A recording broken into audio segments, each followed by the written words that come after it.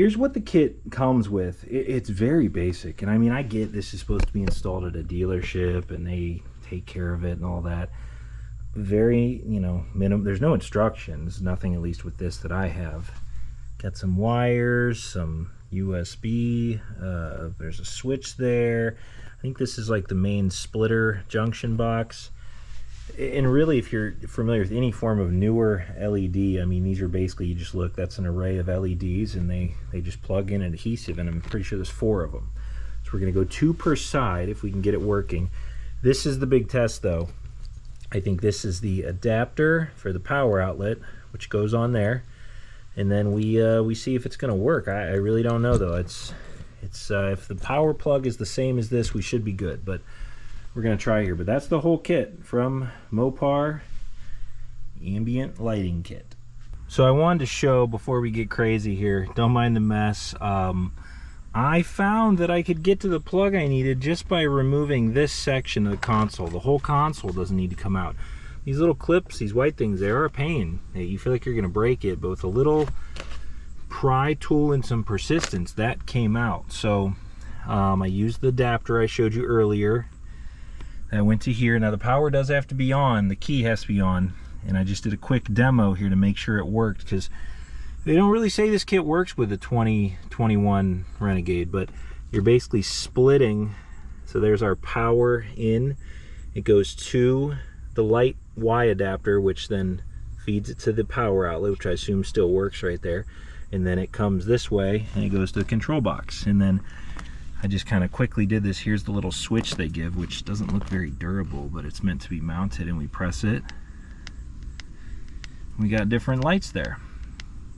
Now to start replacing everything and putting it all back together. All right, keeping with the tradition of this being super professional, don't mind the mess again. So I have the 2 on this side. I'm gonna show you the driver's side in a minute. All plugged into the power box. Everything's run up to the what I showed you before. I'm starting to put my screws back in to get it sort of secure. Now I'm not sure where I'm going to put these yet. That's kind of where I'm at. I'm debating like kind of putting one sort of along here, like right along the bottom there, to kind of illuminate the footwell there. The other one I'm not sure yet. You've got enough cord to run them wherever. I mean, you could even put one down here, like kind of snake it through there, because there's not really anywhere to stick it. This is all that like carpety stuff. So where these are going is going to be seen here. But I'm going to start running everything and then start reassembling here. And then once I kind of have them out, I have enough slack, I think, in there to allow me to pull them and adjust them and all that. Now this one I might give myself a little more slack, because I want to button this up a little bit here and then start to kind of snake the wires. I'm sure there's a place that they told you at Mopar, but I don't have the dealership info on this. I want to talk about this switch array here they give you. It connects with a little connector to the wire, which then runs to the little hub, and then it's just a real thin switch with like double-sided adhesive. So I had to kind of figure this out as I went, because again, I don't have really good instructions. They give this little template, which is roughly the same size as the switch. They want you to cut out that hole right there, and then from there you feed that connector through the hole you make. Now in this car, again, don't mind the mess, it's not my car, there's not really anywhere to put it. I mean, it's kind of a big switch. You don't, I mean, you look around here, you're not gonna, you know, put it somewhere that's not flat. So you got to find somewhere, you know. It's and the other negative is the cord they give you. There's this length here, then there's maybe 8 inches off of the control box, which, I mean, if you were really crazy, I guess you could snake it all through the center console. I'm kind of keeping everything up under here. Like you can see these are my lights down here. They're kind of sitting awkwardly right there. I still have to mount them. And then there's all the cords for those. Everything though is up there, and really all I have left for the cord, that's it for the switch. So you don't have a lot of play with this. I mean, you can't even really mount it up here. I guess you could go here, but this really isn't flat. That's kind of got a curve to it. you could go there, but you can't really get up into there too easily. My solution is I'm going to put it right in this region here so I can make the connection and run the wire. So right down here. So roughly about there. I'm going to follow that line. I don't, that line in the trim there. I don't want it to be crooked. Not saying anybody's going to look at it, but I tried it from the driver's seat. You can reach down and push your button right there. And it's not something you really want on display, in my opinion. You know, it's not like a major control that needs to be on the quick draw, but I think that'll be fine, nice and tucked away there. And then you can just reach down and cycle through the color modes in that. So I'm going to mark this hole and just start chiseling away at that. It should all be hidden because they do give you obviously the button here, and then there's a trim ring that goes around the button as well to kind of enclose it. So you got to make sure your trim ring isn't going to overlap anything or whatever. So I'm going to get that going here now and show you the finished switch position. All right, gang, there we go. Installed switch. You can see there's my connector down there. I basically, to make that mark that I showed you, that slot, I used a drill bit roughly the same size. I drilled 3 holes in it and then filed it until the thing fit, which that's what you're trying to fit through there.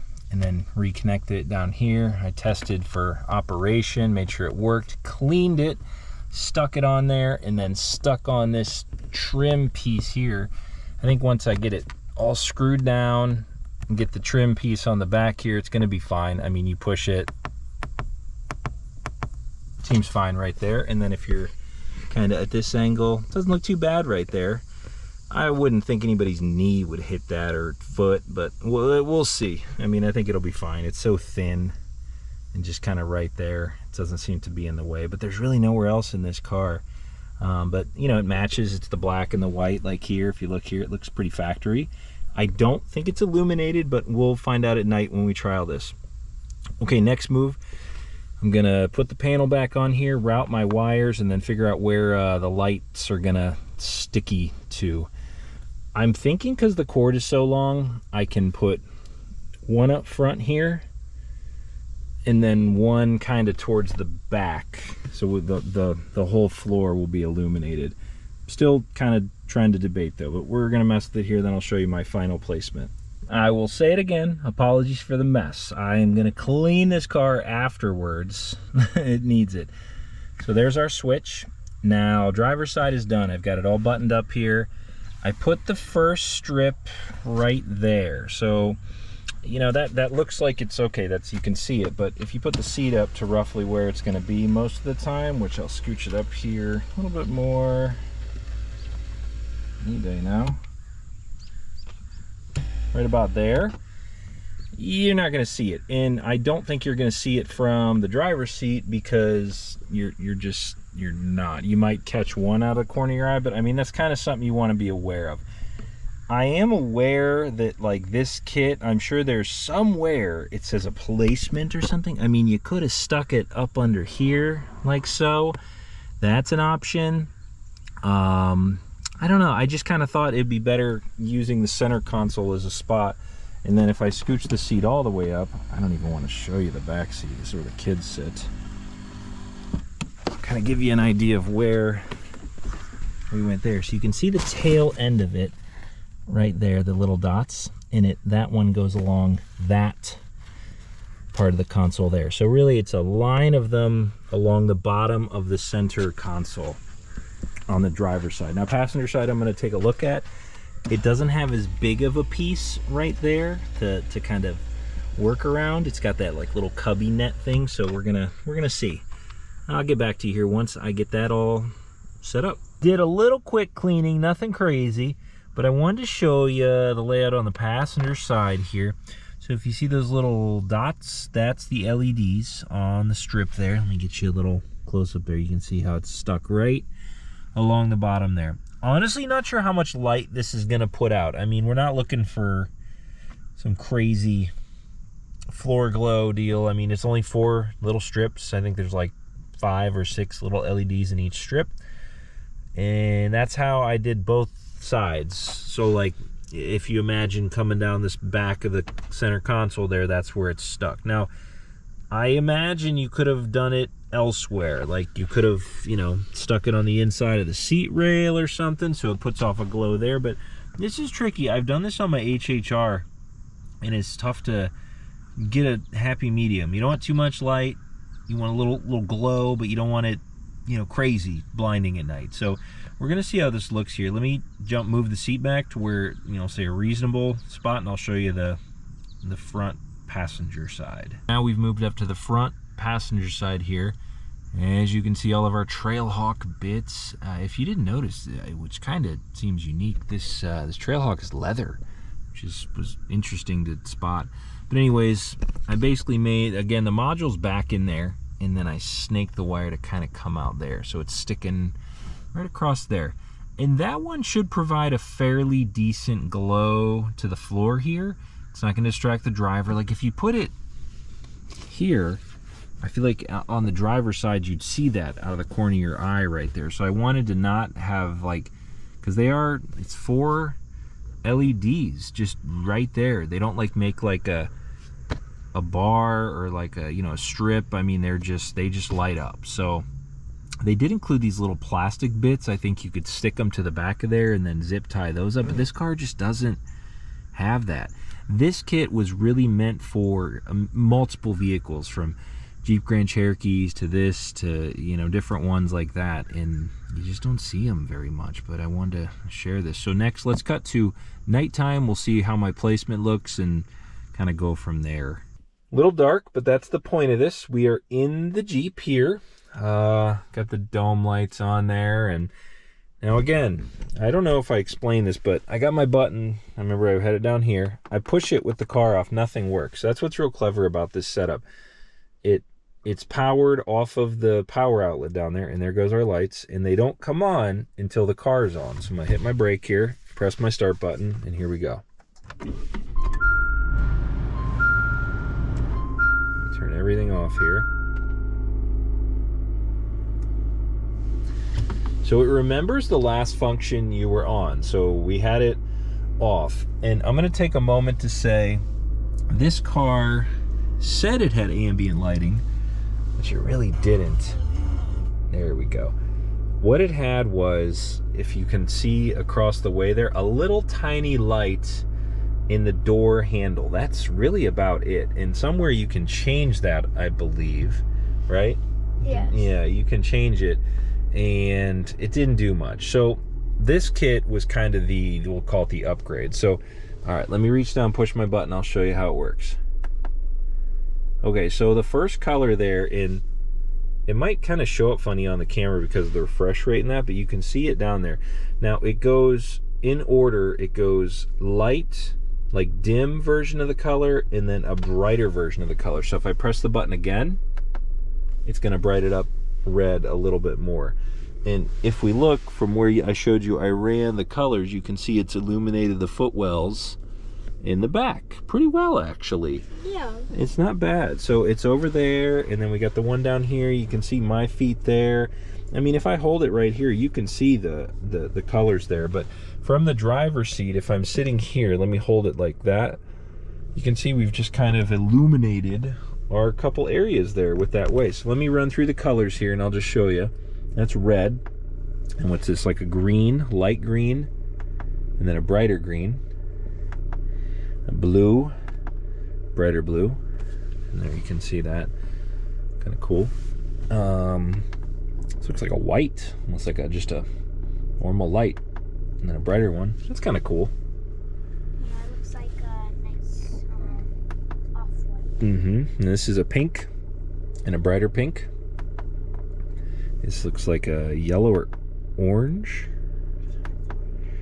We got a teal or turquoise and a bright teal there. Some of these don't show up as well on the camera as they do to the eye. And then can't tell what. It's like a pinkish, yeah, peachy pink or something there. And then there's the bright version of it, and then off. So that's it. I mean, the red shows up nice on the camera as I show you right here, but you know, not bad from a factory accessory, and it kind of fits. Like it doesn't seem like you know, hacked together or, you know, aftermarket. It just fit. And The problem with this, though, if you're watching this, is finding it, because I searched for 6 months on saved eBay searches for this kit, and I didn't pay a ton. Like, I think it was $80, $90, and to me that's almost too much for what it is. But again, depends what that, if it matters to you or not, because now you get to cruise around like this with the red at night. I think that looks kind of cool down here. I mean, it's the big thing with this and why I made this video, there is just so little out there about this kit, and that has me worried for you if you're wanting this, because I just don't know where you're gonna find one, because it just seems so hard to find info on anything other than stock photos out there of it, and that was it, and definitely no instructions. I found one guy on a forum, so shout out to you, whoever you are, but that's it. So thanks for watching. If you have any questions on this kit, let us know here at Rubber City Motoring. I'll have a part number below and in the description. I don't really have a link to this because you can't really buy it. Like I said, I found it on eBay. So if you find one, or you have one even, yeah, it's definitely a rare piece, I think. So, but appreciate you watching. Hopefully this helped you out. At least gives you an idea of if you should search for it, because I think it was worth it. I mean, for the idea of, like, a factory looking setup that matches. And by the way, you can almost see it right there. Right there is our button. It does not illuminate the button, so that's something else to take into consideration. But it's all there, and it's installed and not going anywhere. We'll see how well the adhesive holds up. But all right, thanks for watching. We've done enough rambling. Comment below if you have any questions on this. Maybe share if you found an optional setup, something that works, just a little differently, and we'll look for your comments on this. But thanks again for watching. Have a good one. Rubber City Motoring, we are out of here. Thank you.